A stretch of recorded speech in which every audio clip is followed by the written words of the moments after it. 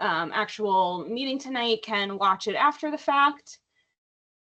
Alrighty, so for those of you who aren't familiar with Teams, you'll see on the top of your screen, you have a speech bubble. It should be towards like the middle-ish of your screen.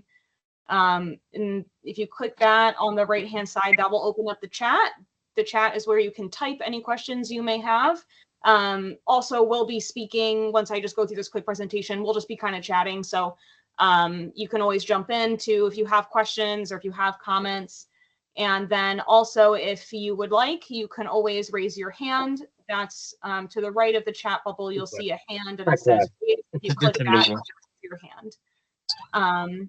I also ask if you have any background noise, just if you could mute your microphone when you're not talking, just to make it easier for others to understand. And then feel free to have your cameras on or off, whatever you're more comfortable with. Can you hear me? Yes, I can hear you, Brian. How are you? Fine. Good, good. I hope everybody's doing okay. I hope everybody's staying warm. I have 2 pairs of socks on, so I'm okay. I hope you all are the same. Yeah, just be ready for the weather that we're getting tonight. Oh, I'm not ready. I'm never quite ready. Just be glad we didn't get the weather that we were supposed to get. I know. It's coming now. All right, so just a few quick things I wanted to go over before we kind of get into the real Q&A part of it. So first, I just wanted to share this map. Those of you who have been around at least since July have probably seen this map. This is just a map of the counties in New York State and which representative handles those counties. So this might be helpful information for you if you live on the border or just if you're never quite sure who to contact. That might be helpful information for you. I'm just checking here. Somebody messaged me and I want to make sure. Okay. I just wanted to make sure it wasn't somebody trying to get into the meeting. So you'll see everything in blue is the territory that I cover. So that's 19 counties in New York State, plus 1 in Susquehanna, Pennsylvania. I do not have the technology skills to add 1 county from Pennsylvania onto this map, so it's not visually represented there, but Susquehanna County, you are still very important. You are still a part of our team, so you are included. I just don't have the skills necessary to put you on there visually. The green area is Rochester, and the blue and green together is what makes up Western New York. So you'll hear me talk about Southwestern New York. That's our little blue zone. And the Western New York whole area is the green and blue. It's kind of silly.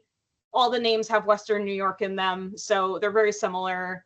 Doesn't really matter, but I just wanted to kind of introduce that so people have a visual for our territory. And when I'm talking about numbers for how much blood we've collected, a visual representation of what that area is. I'm just going to write down everybody who is here. If you are attending live, I am going to make sure that you get an hour of volunteer time credited to your volunteer connection profile. If you are watching the recording after the fact, please go to Volunteer Connection and submit an hour for yourself. Or if you don't know how to do that, just contact me and I can add it for you. Alrighty, so that's the map there. So a little bit more about the Southwestern New York District. So with all of the volunteers, that includes our blood donor ambassadors, like all of you, but also our engagement volunteers who help with scheduling, onboarding new volunteers, and entering hours for our volunteers, or helping me put together the newsletter or emails, those types of things. With all those different types of volunteering combined, we have 274 volunteers across our 20 counties. So it's a big group. And in my opinion, the exciting thing about this is that we're part of this connected network that has a lot of different skill sets. So not only are we just a part of the greater Red Cross, but even just among our local blood drive and donation center volunteers, we have a lot of different people who are bringing a lot of different skills to the table. And I think that's really great. I also wanted to just do a little quick recap on some numbers. These are the types of numbers that I normally send in our monthly newsletters, but this time We're actually at the end of the first half of our fiscal year. So the Red Cross has a strange fiscal year. Our year starts in July of 2024 and ends in June of 2025, and that's fiscal year 2025. So we're looking at kind of the drives that were from July to December of 2024 as sort of the first half of the 2025 year when we're thinking about how the Red Cross does it. So in between July and December of 2024, across all those southwestern New York, those blue counties on the map that we were just looking at, we had 1,357 blood drives or donation center shifts across that whole area. So that's a lot of opportunities for people to give blood. I just wanted to share that because I thought that was really great. It's a really big number. It just is. And then for all of those drives, there's multiple hours that people are able to come in to donate. So it just shows that we're providing a lot of opportunities, as many as we can. And thank you all for being there for as many of those as we can be to make sure that all the donors that can be taken care of are taken care of. Okay, so the wider Western New York region, that includes our area and Rochester. In that whole area, over the past over July to December, the past 6 months, we collected 55,395 units of blood. And that's really amazing. That's a lot of lives saved. And especially around the holidays, that's a lot of people who got to spend a holiday with their family, whereas maybe otherwise their medical complications would have prevented them from doing so if they weren't able to get blood in time. So I just wanted to give a shout out to how much we've collected. Thank you. Yeah, really, really great numbers. Great job. Yes. Good job to you, Brian. But yes, good job to all of you. Thank you so much for all you do. I also wanted to point out the top 5 counties. 3 of these counties are in our area. The top 5 are Monroe, Erie, Broome, Tompkins, and Ontario counties. And I want to give a little shout out to Tompkins County because Monroe, Erie, and Broome County all have donation centers that are operating almost every day of the week. So Tompkins County is the highest collecting county that doesn't have one of those donation centers. You're just having really, really powerful blood drives. And even if your county isn't on this list, it doesn't mean that, you're not working and you're not collecting blood and it's not important. But I just wanted to point out how we're contributing to the overall structure of the different counties in our area. Okay. If it wasn't for the Red Cross, we would not have the blood drives that we do. That's true. That's true. And yes, it is true that we have drives in places that other places don't do blood drives. And then we also sometimes have places like Buffalo where there's multiple companies doing blood drives. So there's different environments, for where we're doing drives. So it's great to have that reach to those areas that otherwise wouldn't have anybody to be running drives. That's a great point, Brian. I just wanted to bring this up. I think I put this in the newsletter most recently. When I had it in the newsletter, I think I was only aware that there was a need in the sort of Buffalo area, but my understanding now is that this has expanded. So we're looking for people to help with the blood drive signs that you might see that are outside of drives, that help direct people to drives, especially when we're looking for walk-ins. Those are really helpful. And right now the account managers are the ones who they're scheduling the drives, they're getting everything set up at the site, they're making sure that everything's a-okay for the day of, and then they're also assembling and putting out all of these signs, and it's becoming really time consuming for them. Right now there's only 8 of them across the 20 counties. So if anybody has any interest in helping with this, that would be really great. You can reach out to me and I'll put you in touch with the right people to make sure that they can tell you exactly what they need. But I have Red Cross signs to put in the yard. Yeah, I know you. Yeah, exactly. So there's different ways that you can do it. You can meet them at like a donation center or a Red Cross office and help put together or take apart the signs, or you could pick the signs up from them and just kind of distribute them in your area. It just depends on what kind of transportation you have and what would work best for you. But if anybody's interested, just let me know and I'll put you in touch with the account manager for your area and they can kind of let you know exactly what their needs are. I could do Allegheny County. Okay. All right, Brian, let me ask Kate. I think you've talked, maybe you've talked to Kate. She's a new person doing Allegheny County. So I'll ask her what kind of help she needs. Thank you. I'm just gonna make a note so I don't forget.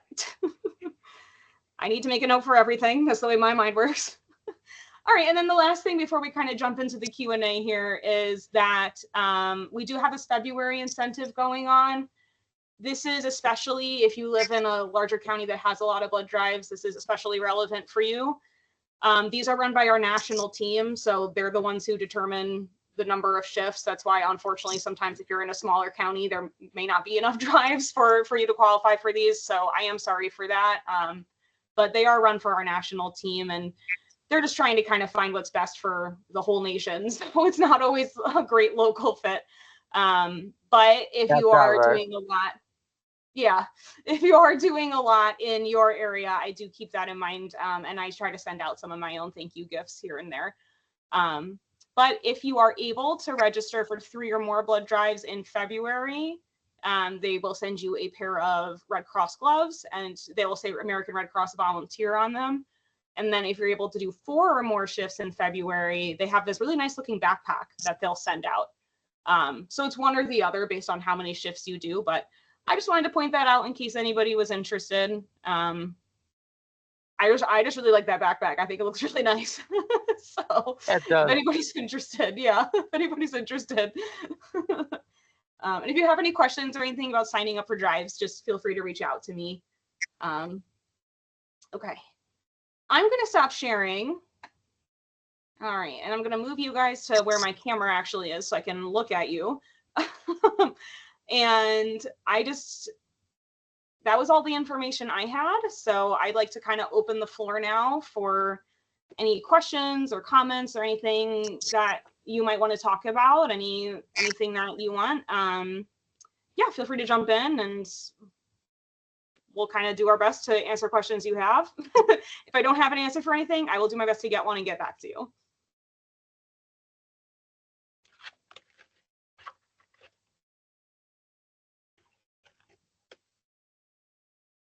Carrie, this is Gail.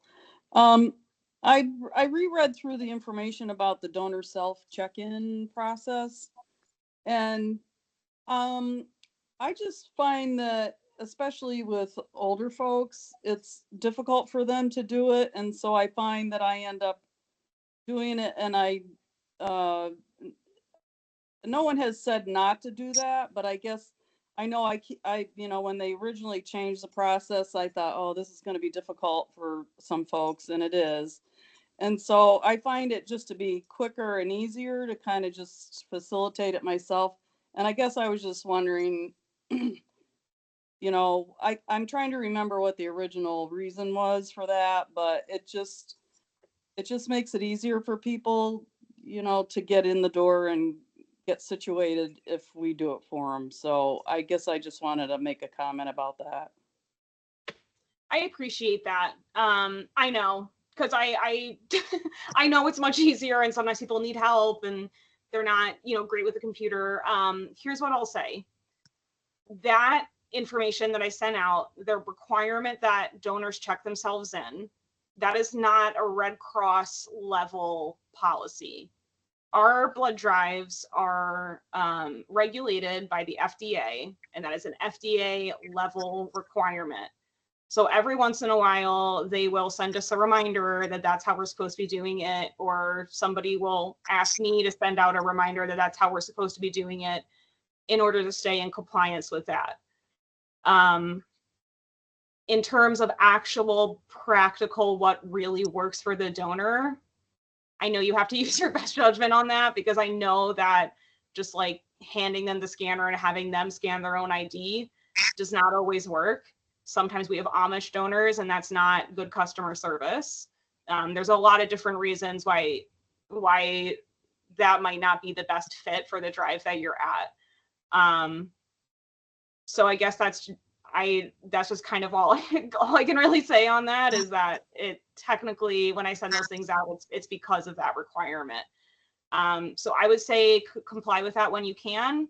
If a donor needs more help, we can give that help. And usually the most important thing is that if they need to type in their name or date of birth because their ID scan is not scanning, if it's not working, it's really important that they do that themselves if they can, or at least double check it, triple check it if they're not able to type it. If that information is incorrect, if their name is typed one letter off, when that blood goes to our testing center, it essentially creates a fake person with that name that's one letter off, and then it becomes a whole mess if there's any reason that we need to communicate with them about their blood. So that's really the main importance, is just that their medical information is correct. Does anybody have any other questions about that, or did that clarify? Thank you. Of course. Do people, do you find for the, oh, I'm sorry, go ahead.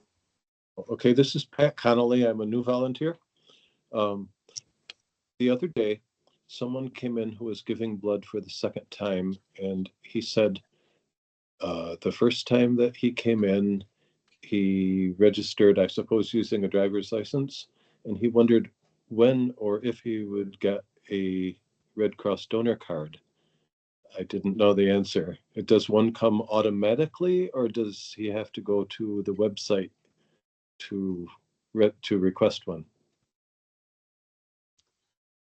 You can, I don't know if anybody else has a different answer to this. My understanding has been that you can call to request one, but as of right now, the Red Cross is really only doing donor cards through the blood donor app. So if they have the blood donor app, then they can just pull up a donor card right on the app itself. If they're not an app person, then they can call the Red Cross customer service. I can put that number in the chat if I can find it. They can call the Red Cross customer service and they can order one. That's my understanding. Does anybody else like have a donor card or have any more experience with that than I do? I have a donor card that I got from the Red Cross office. You can go on the app and get the donor card. You go down where it says donor card, click on that, and then it will pull up. Did you get that find my donor? Okay. Yeah. I find that I end up, when people come and check in, I kind of have this little routine where I just, if they don't have the app and they have a smartphone, then I say, you know, it's a lot easier to register on the app, your donor cards on the app, you can do your rapid pass through the app. And a lot of times they don't know that. Like, I think like a lot of people come in with their rapid pass in an email, or, you know, they kind of do it a different way.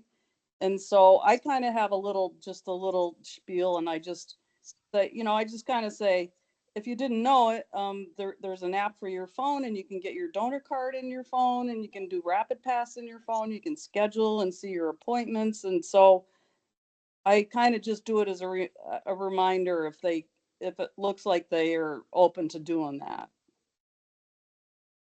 Gail, this is Cindy. I do the same thing. I did it today at a drive I was at, and I pull my phone up and I pull up my blood app, and I say, oh look, I just click here, I scroll, everything's recorded.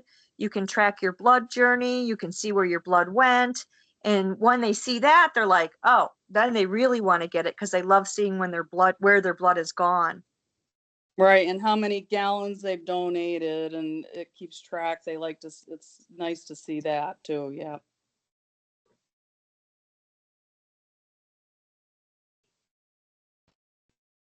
Yeah, that's great. I think the app, I have the app myself. I use it. I find it helpful to schedule my next appointment, especially if I need to schedule it like far in advance. I find that really helpful. And I'm trying to see if I can show. Yeah, from the app homepage, you scroll down just a little bit and you'll see it says donor card. I find that a lot of the really older donors want to have a physical card. And I've just been giving them, Carrie, once you gave me the the customer service number for the Red Cross, and I just give them that. I've saved that in my phone and I give them that. Yeah, I just popped that number in the chat. I can include it in my next email as well. I have called that number myself, and I got through to a person. I barely waited at all. I got through to a person immediately. So I think that is generally a good number, and we'll be able to get them what they need, and they won't have to wait on hold forever and ever.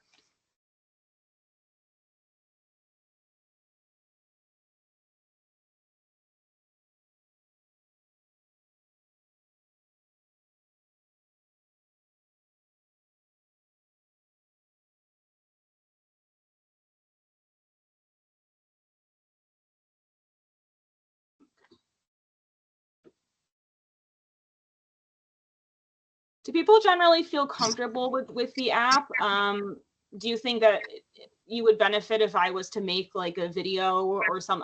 I think there's a way for me to record my phone to my computer. If I was to make a video of myself going through the Red Cross donor app, do you think that would be helpful so that you can then show it to donors? You can't do that, Carrie. Would that be helpful, do you think? It would be for the donors. Okay. Yeah, and that way if you don't have the app yourself, or I guess really it would be more for you to learn how to use the app so that you could show the donors, because I think otherwise it would probably maybe be a little hard to access on the spot. But I could put together something like that, because I imagine if our donors aren't familiar with the app, then there's probably some volunteers who also aren't familiar with the app who it would be helpful to learn how to use it. I can definitely put something like that together. While we're on the topic of apps, does anybody have questions about Volunteer Connection, or how do you find navigating Volunteer Connection? Because I get mixed feedback about it, and I'm just curious what you all think. It works. I'm thankful that, Carrie, that you helped me a few times, and the more I use it, the more comfortable I get. So it's a tricky one. I just do a couple of things there, just look for other drives to work, but I couldn't have done it without your help initially.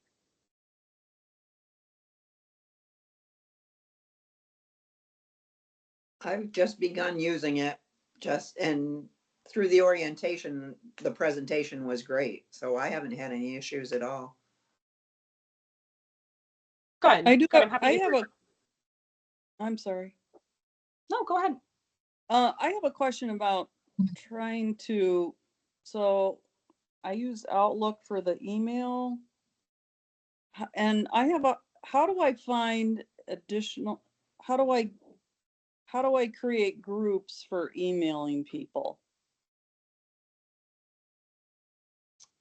I honestly don't know. That's not a function. I'm sorry. That's not a function of Outlook that I use. I have other software that I use to like compile email lists for volunteers.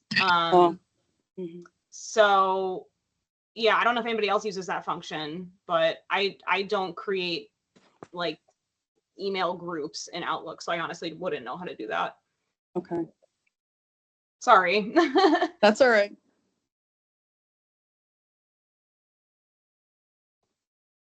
Carrie, this is Leslie. How are you? Hi. I can't get my camera to work, but that's not what I'm asking about. I have when a person has just donated blood and they would like to sign up for another time, and they feel comfortable with signing up on the iPad. Do we hand that iPad to them, or do we actually do that for them? Others can weigh in about what they do, but what I've done and what I've seen done most often is the volunteers doing it for the donor. When you first open the list, the way it's presented is kind of odd because it has the first 3 letters of their last name and then the first 3 letters of their first name. So if you hand that to a donor, they might like not know what to do. And then just kind of going through it. So I've always just done it and just confirmed the date and asked if they like, what time they want. I usually just offer them the same time if it's available. But I don't know what others have done. I always hand it to them and have them do it because then we don't have their information. And they're able to navigate it okay usually, Brian? Yes, Okay. they Okay. can't. I will help them. Okay. That's kind of what I do. I get them to the page where the first 3 letters thing is. I say, look for yours. And as soon as they click on there and they got their info, then I walk away. But I make sure they get there first, or that I've gotten them close enough so they just have to hit on their name. Cause that's so nice. Cause once they click on their little bubble, like all the info's there, and they really like it when I can make that work. So. Okay, thank you. But I let them do it. Yeah.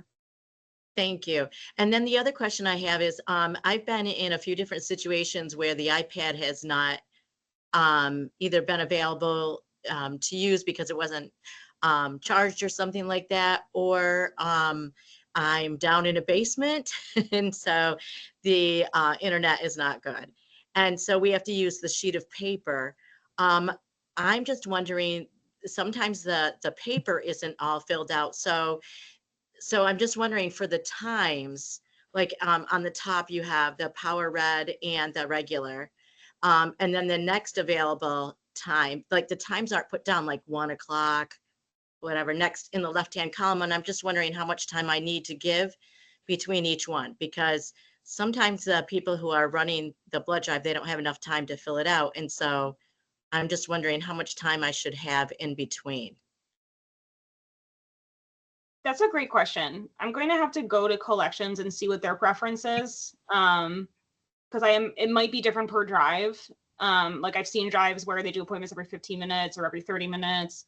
I honestly don't know the nuance of that. So I'm going to ask to see if that's something they can provide us with instruction on, because you're right. I'm sure they often don't have time to like write it all out. So if that's something I can provide some sort of standard rule about for you all to use when it applies, I will get that information. So I will ask about that and I will follow up.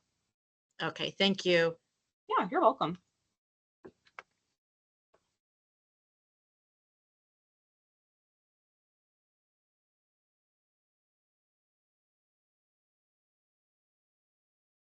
Is that something that in general people are running into frequently, where the iPad isn't a bit? I know some people don't there's generally only at our blood drives, not at our donation centers where we use the BookNow tablet. So it depends where you volunteer. But is that something people generally find, that the BookNow tablets are not available? The Waverly one is tough because it's down in the basement. Yeah. And the reception is just bad down there. The Elks one, the Owego Elks, is on and off. Okay. I find that it's typically not working or not around. I mean, I haven't seen it in a long time. Actually, I did a drive last week and the charge went around, and while they were lying on the table, she rescheduled them for the next one, and she had huge success doing that. So, but I typically, I would say more often than not, it's not around the blood drive that I'm at. Okay. I do have to ask for it. Each time that I go in, I do ask for it. And yeah. Yeah, I find I've heard that same thing, and it seems to vary. This seems to me to be a relic of when Buffalo and Binghamton were separate districts and perhaps had different guidance, because I find that in Buffalo, it tends to be in really common use. And then in the Southern tier, Binghamton drives, it's like sporadic. So I think it just, at one point, maybe there was different opinions about it, and now we're kind of meshing into one, trying to use it more. So yeah, I'm glad that you ask for it when you go to those drives, because I think a lot of times I have reminded them, but I think the staff forget that you all are if you're comfortable, you have the resources to learn how to use the Book Now tablet, so you can use it if you want. So don't hesitate to ask for it. But, and then like you said, Cindy, if they're doing it themselves, if that's what they want to do at that drive, I mean, that's fine. You could always offer, which I'm sure you did, but you know, if that's the method that's working for them at that drive, then the most important thing is just getting the donors booked for their next appointment. So whatever works to get that done.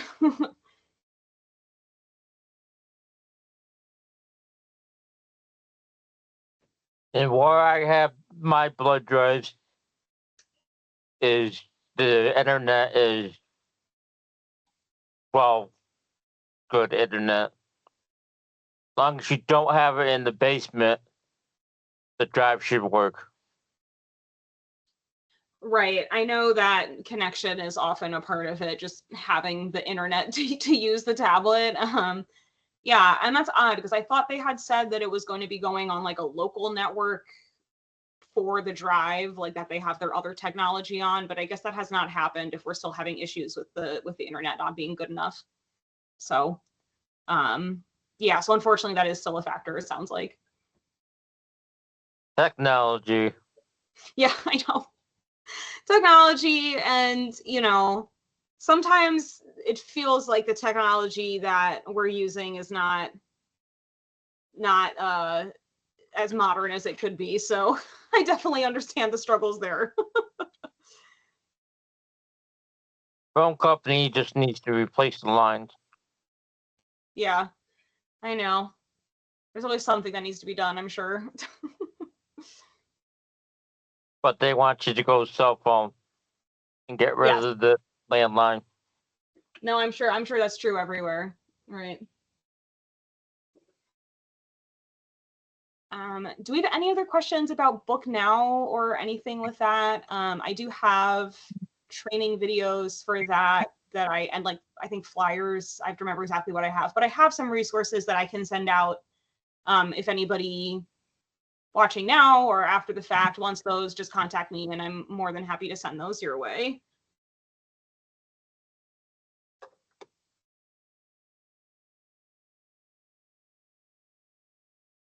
Whatever.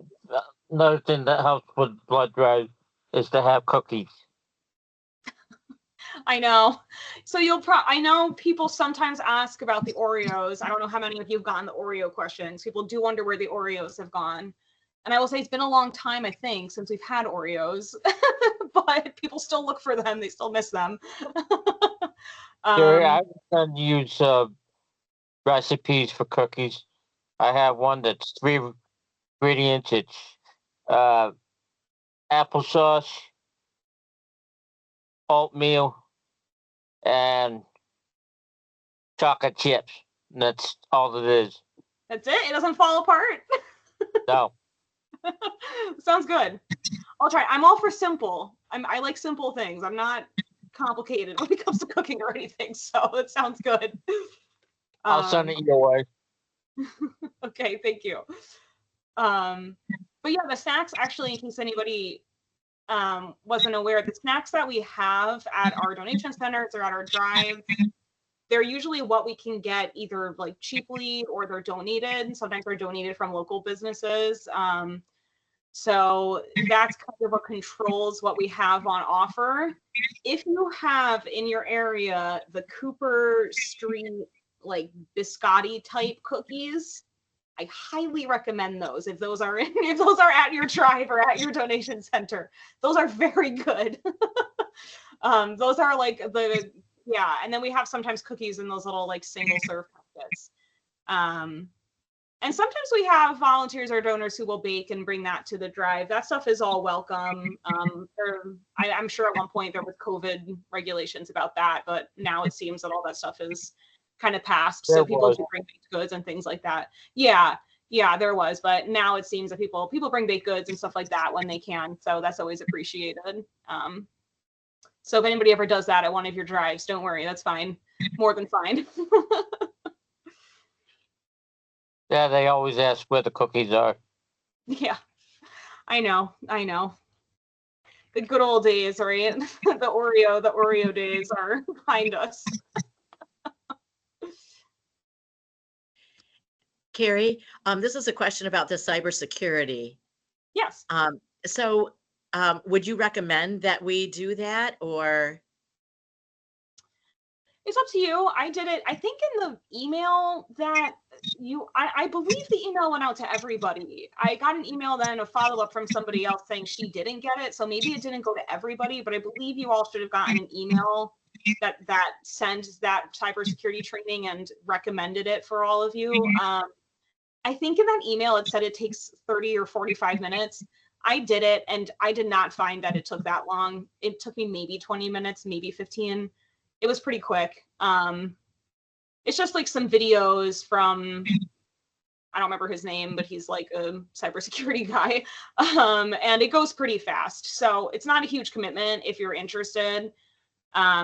I found it to be good information. I will say the Red Cross will send simulating phishing emails, and I have fallen for them in the past because I didn't recognize that they were supposed to be spam.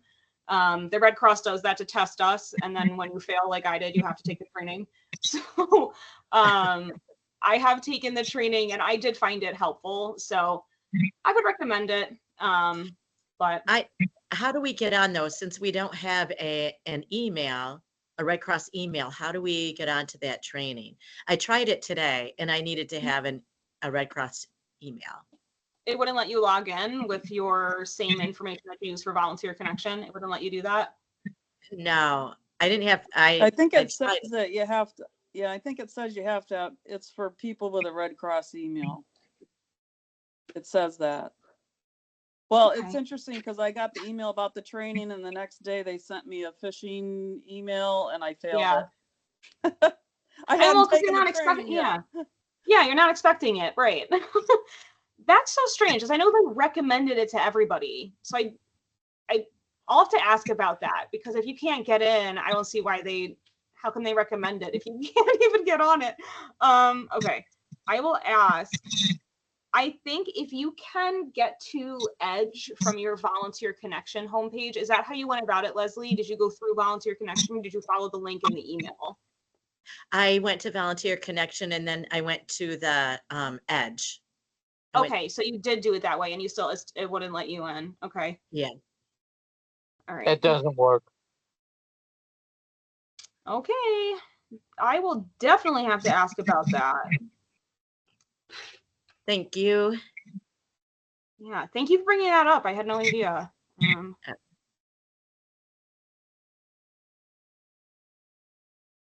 Yeah, I will definitely elevate that and see.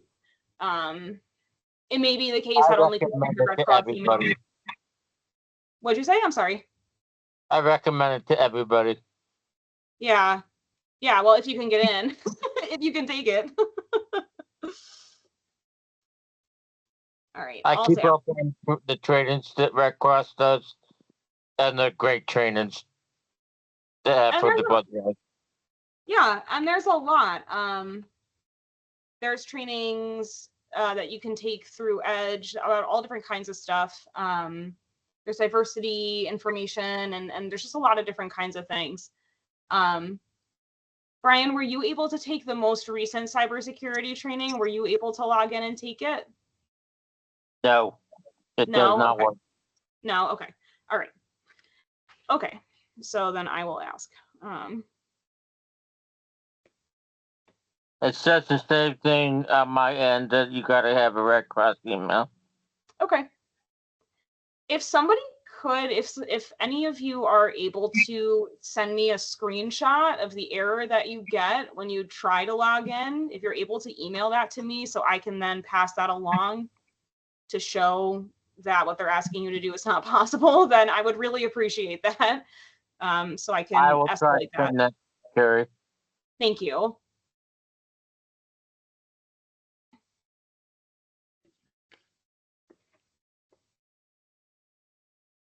I'm just making a note of that.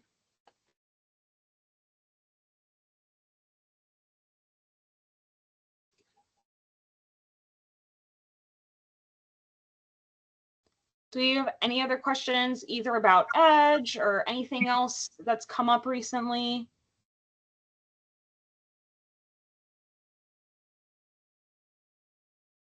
I don't.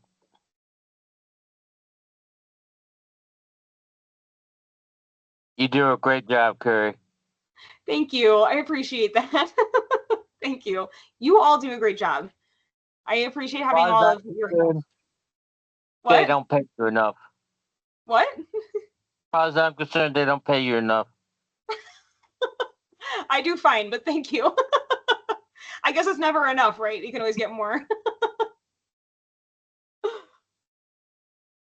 Right now, our president has froze all federal funding. I know. I did see about that.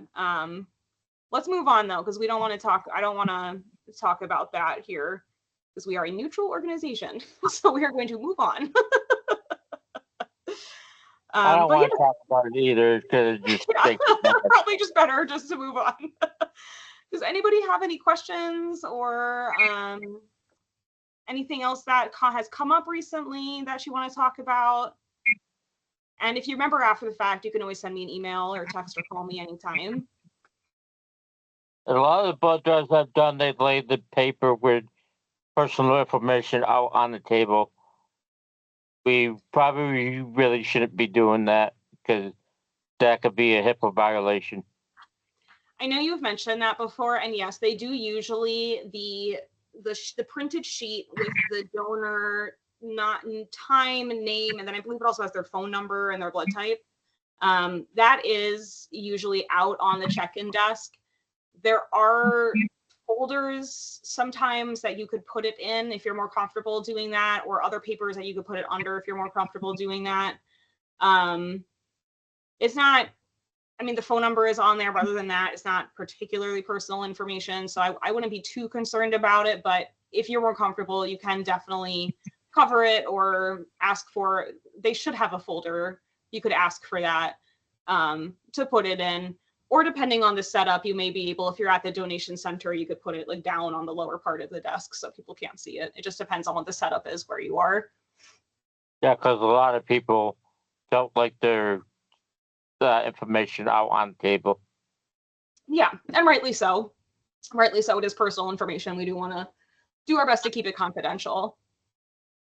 Wow, that's interesting because in Tompkins County, I always have a folder. There's Okay, good. always a folder there, so it's very easy with that there. I don't know if it's helpful. I made these silly little small, medium, large, extra large signs so that when we have a t-shirt thing, I can put them there. So you could bring your own folder so that you have it. You know, if you find that they're not providing you one. But I travel with these silly little signs so that when I fold the t-shirts, I have labels for them. No, that's a great idea. That's a great idea. It makes it easier for the donors, I'm sure, to just grab the one that works for them. People bring all kinds of stuff too. I mean, never hesitate to bring. I've seen people, I don't remember where this was, but I saw a donor who brought like a photo of her dog with like information about her dog to every blood drive, and she would like put it out on the table and talk to people about her dog or stuff like that. People bring photos of their vacations, you know what I mean?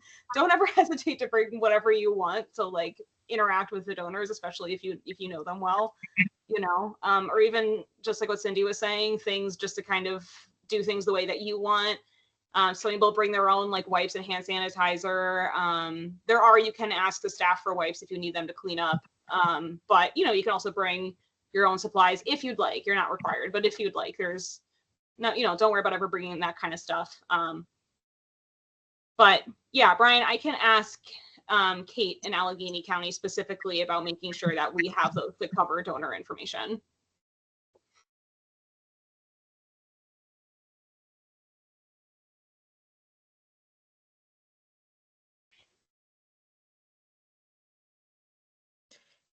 Carrie, also with that information that's on that sheet, I'm always told to just put it in the garbage. And as a retired teacher, whenever we had information like that, we always had to shred everything. Mm-hmm. So it's kind of, I'm thinking, is this really okay just to throw it in the regular garbage? I mean, maybe that's being overly, concerned or whatever, but I always second guess that. when I'm throwing it in the garbage. I'll appreciate that. I'll double check. It does just depend on what their process is. If that's the standard process and that's what, collections supervisor, if that's what the team is saying that we should be doing, then that's fine. Okay. But I'll just let them know just in case maybe there's been like miscommunication about what should be done there. Because I do understand what you're saying. It does sound like maybe it should be shredded or something like that. So I'll check to see if that should be happening. And then if it is, they can remind the staff of that. Okay, thank you. Yeah, you're welcome. Sorry I have to get follow up for a lot of these questions, but I never want to just like. That's fine, thank you. Better You're to welcome. get the information from somewhere if you know it. Yeah, Yeah. somebody who can give me a definitive answer. Yeah, yep.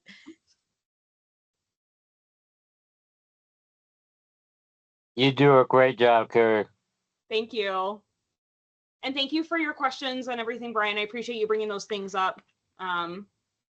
Yeah, I'll be sure to ask about that. Do we have anything else? We got about 10 minutes left. Yes. Yeah. I have a new guy's question. Sure. So suppose there is a walk-in who has never given blood before, and the charge says, yeah, we can take him. Okay. So that person is not in the system at all, but still just producing the backside of the driver's license will work, right? Or will it? Yes.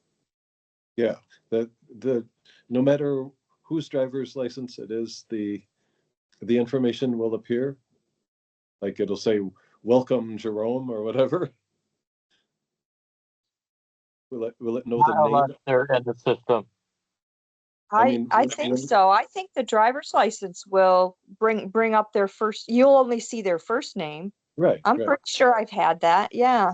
Yeah. So what I'm wondering is, then will the even if that person doesn't set up the app, but comes back 8-9 weeks later, does the system remember the person and know that he or they, that he's been here before and given blood before? Yes. Yes. Yeah, the Yeah. system remembers the person, even I if they actually have didn't set up an app. Yeah, I've experienced with this because my husband donated fairly recently for the first time, and he forgot to give them when they were doing his health history, he forgot to give them his email. So they sent us a letter, very old school, because all they had was his address. They sent him a letter notifying him, and they actually sent him a donor card in that circumstance. A donor card, a plastic card? But that's the only time I've ever heard of anybody getting a physical donor card in the mail, is if, like my husband, you forget to give them your email or anything. So like you were saying earlier about the donor card, it's possible if somebody doesn't have an email or a cell phone at all, they may get one in the mail, but if they're looking for a new one, they probably need to call that customer service number. Most donor cards are just on your phone now? Yes, most of them are on your phone. Anyway, but to get back to your question, everybody's blood goes to our central center in West Henrietta, and it gets tested and everything there. And when that happens, all their information is synced there as well. So we know that they've already donated then. And then when they come back, it's already linked up with their license or their ID or whatever. So it pulls up how many times they've donated before. It does. Okay. Yeah. I was wondering about that. It doesn't really make any difference, perhaps, but it's a good thing to know. So also then, if that person never sets up an app, someone could say, oh, this is your 4th donation, because it would be in the system. I mean, someone from the Red Cross, when the phlebotomist, looking, it's just possible to know, right? I honestly don't know when they're doing the health history exactly what they look at, but the information is there. It may not be on whatever screen they usually check when they're doing the health history, just because I don't know what information they normally see, but it is in the Red Cross database. It is known somewhere. It seems like it's a good idea then to push people, why don't you get the app? It seems like a good idea to suggest the app to any new person. Because it is It nice is. to know, as Brian said, it's nice to know how many gallons you've given or how many times or where the blood went. That's quite reinforcing. The staff could look up any information in the system when they do the health history. It is on the system, on the screen. Uh-huh. The other thing that I find I've used as a donor in the past, and the reason I like the app, I like to set goals. And on the app, there are also badges you can get for donations certain times of the year. And it really is. It's a fun app to use. It's fun. It's intriguing. There's a lot of information there, and it's the more you use it, the easier it gets. It's a really great app. I would push it definitely.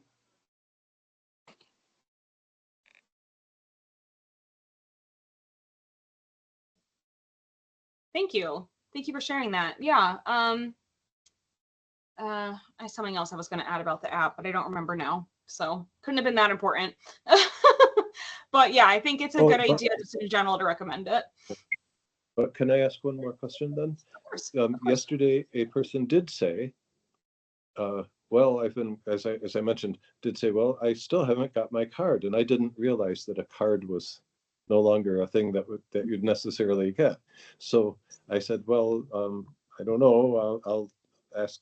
Why don't you ask the phlebotomist or the charge actually? So that was fine. I didn't find out anymore, but maybe the best answer is, why don't you get the app and your card will be on the app? Do you agree? It'd be better to say that? Yes. But not everyone, agree. Yeah. not everyone uses a smartphone, of course. Not everyone uses a smartphone. I have a lot of regular donors that do not do smartphones.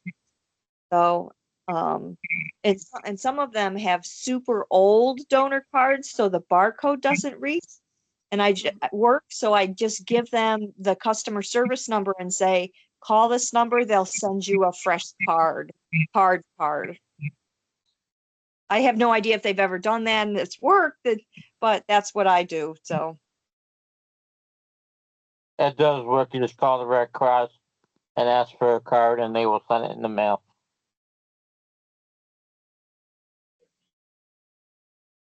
Yeah, that's the best option for people who don't have a smartphone or who just don't want to use the app.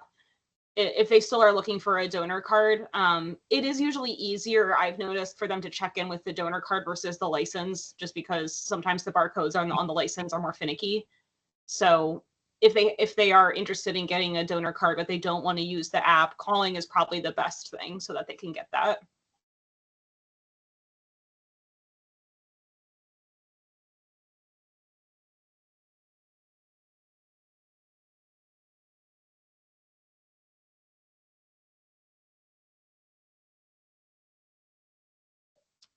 Oh, and one other good thing about the app, people can sign themselves up. I think I mentioned this earlier. You can sign yourself up for drives fairly early, like really far in advance. So, for example, I had a couple friends who came to a blood drive recently to help boost our numbers, and they weren't sure if they wanted to donate again. And I said, just make an appointment, even if you reschedule it or don't keep it. That way they won't call you. And that's a good thing if people are hesitant about the book now and they don't really know if they don't want to commit. It's not set in stone, but if they make an appointment on the app or if they make an appointment with Book Now, we're not going to be calling them. And some people they don't want any more phone calls, which I understand. So that's also a good reason to have it, is because you can just set an appointment for yourself in advance and change it if you need to, but that way it's on the books and they know that you're at least intending to donate again.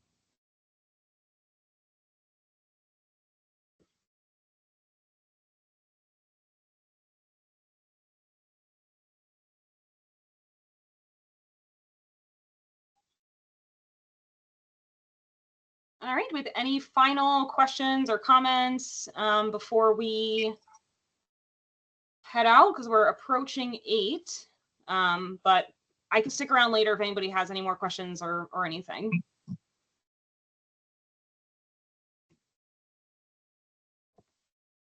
Thanks everyone for your help. Yep. You're I all appreciate welcome. your emails, Carrie. They're helpful to see the openings and it's a good reminder and stuff like that. So thank you for that. I'm happy to hear that because I'm always self-conscious about sending too many emails. So I'm happy to hear that they're appreciated. Yep. Thank you. Gary, you can't send too many emails. Okay. All right. Noted. More emails coming. Yes, The thanks a emails bunch. are very helpful. Thank you everybody for your time. I really appreciate it. And thank you for your feedback and your comments and everything. If anybody has any ideas for what we should do next time, I'm trying to do these Q&As once a quarter. We kind of skipped over the holiday season because it was just busy, but I'm sure going to try to do them once a quarter. So if you have any feedback about timing or topics that you would like me to cover next time, just let me know and we can definitely do that.